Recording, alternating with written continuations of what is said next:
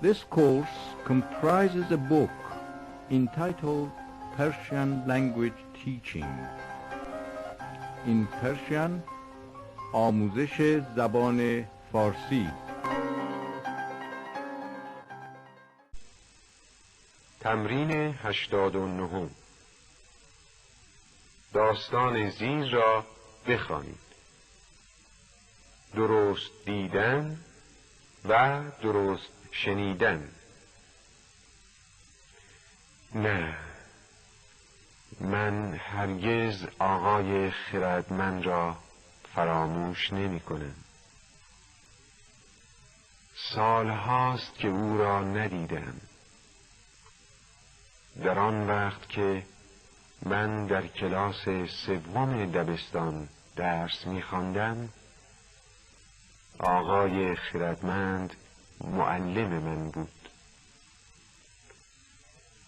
من پیش از آقای خردمند معلم‌های دیگری هم داشتم. بعد از او هم معلم‌های دیگری داشتم.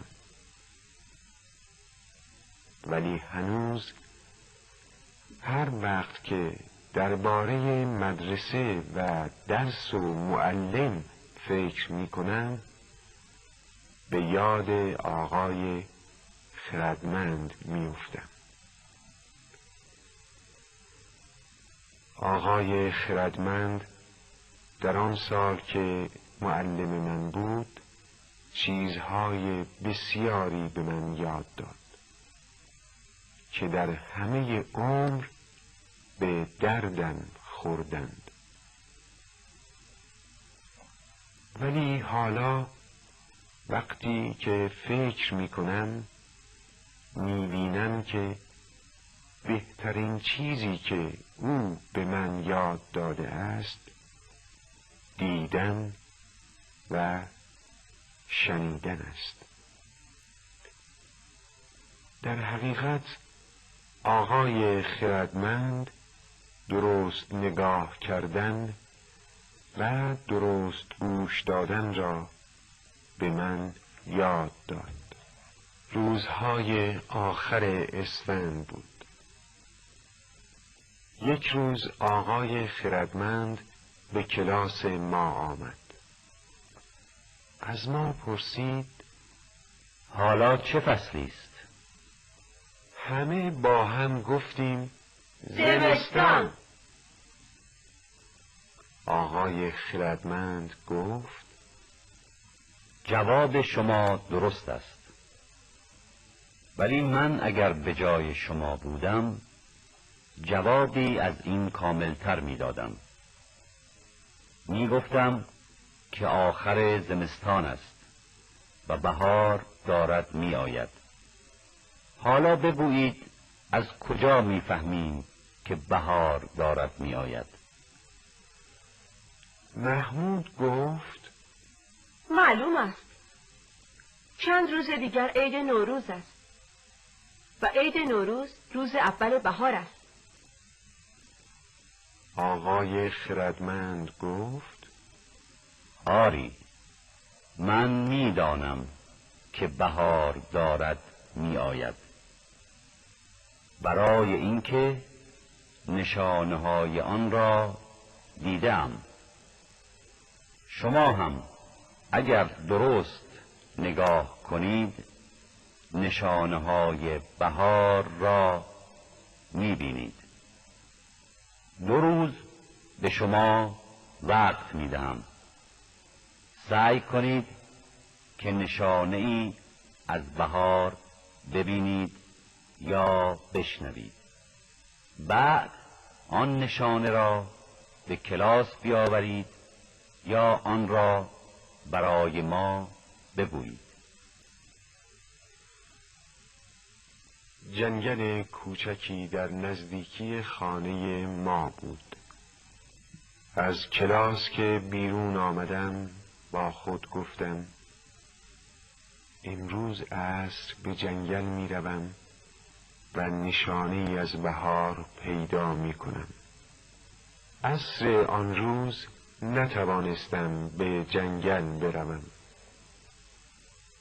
پدرم کارگر بود و از صبح تا شب در کارخانه کار میکرد.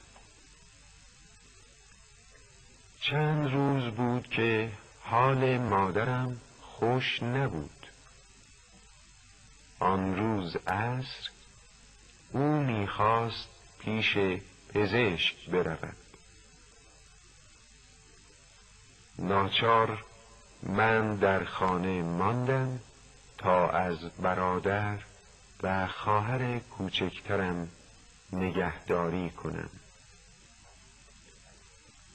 با خودم گفتم فردا عصر به جنگل میروم. عصر روز بعد با عجله از مدرسه به خانه آمدم. آن روز حال مادرم کمی بهتر شده بود.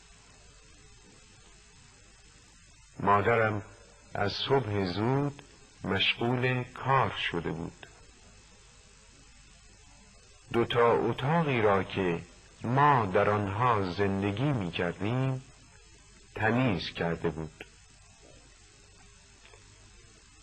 عصر که به خانه آمدم گفت عید دارد می آید.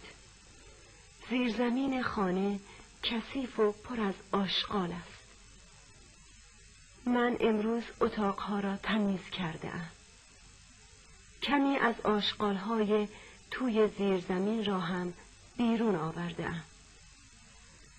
اما دیگر خسته ام و نمی توانم کارم را تمام کنم.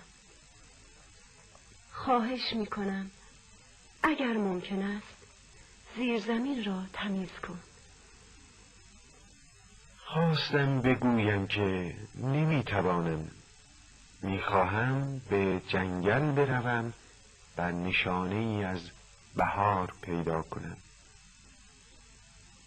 ولی هنگامی که به صورت خسته مادرم نگاه کردم نتوانستم حرفی بزنم. با خودم گفتم میروم و زیرزمین را پاک میکنم. مادرم راست میگفت. زیرزمین پر از آشغال بود. فکر کردم 1 عمر وقت میخواهد تا این آشغالها را بیرون ببرم. ولی 1-2 ساعت بعد همه آشغالها را بیرون برده بودم. آن وقت مشغول تمیز کردن زیرزمین شدم. در تمام آن مدت در فکر نشانه‌های بهار بودم. فکر می کردم که فردا باید دست خالی به مدرسه بروم. داشتم جارو را به دیوارهای زیرزمین می کشیدم که ناگهان چیزی رنگین روی دیوار دیدم. مثل یک گل بود. سرخ بود و خالهای سیاهی داشت. چشمهایم را به هم زدم. با خودم گفتم که از بس در فکر گلها بودم همه جا گل می‌بینم. باز نگاه کردم. باز هم آن گل را دیدم. جارو را به طرفش بردم. ناگهان حرکتی کرد. پرید. چرخی زد. آمد و روی دست من نشست. آنچه که به دیوار دیده بودم یک پروانه بود. نمی‌دانستم که آن پروانه از کجا آمده است. می‌دانستم که پروانه ها در بهار از پیله بیرون می‌آیند. ولی هنوز که بهار نیامده بود. از خوشحالی فریاد کشیدم. پروانه را توی یک قوطی کوچک گذاشتم. کارم را در زیرزمین تمام کردم. مادرم توی زیرزمین آمد. زیرزمین مثل گل پاکیزه شده بود. مادرم خوشحال شد. وقتی که داستان پروانه را برایش گفتم از شادی خندید. من زیباترین گل بهاری را در خنده‌اش دیدم. روز بعد به کلاس رفتم. بچه‌ها یکی یکی بلند شدند. هر یک نشانه‌ای از بهار با خود داشت. عباس پرستوها را دیده بود که از جنوب برگشته بودند. سهراب آواز قورباغه‌ای را شنیده بود که از خواب زمستانی بیدار شده بود. عبدالله 4 شاخه گل بنفشه در دستش بود. نوبت من که رسید از جا بلند شدم و گفتم من هم پروانه‌ای با خودم به کلاس آوردم. آقای خردمند گفت برای ما تعریف کن که پروانه را از کجا پیدا کرده ای، بعد هم آن را به ما نشان بده. ایستادم و داستان را از اول تا آخر برای آقای خردمند و بچه‌ها گفتم. بعد در جعبه را باز کردم. پروانه پر زد. بچه‌ها از شادی فریاد کشیدند. پروانه در کلاس چرخی زد و از پنجره بیرون رفت. گفتم آقای خردمند، فقط نمیدانم که این پروانه در این فصل توی زیرزمین ما چه میکرد؟ آقای خردمند گفت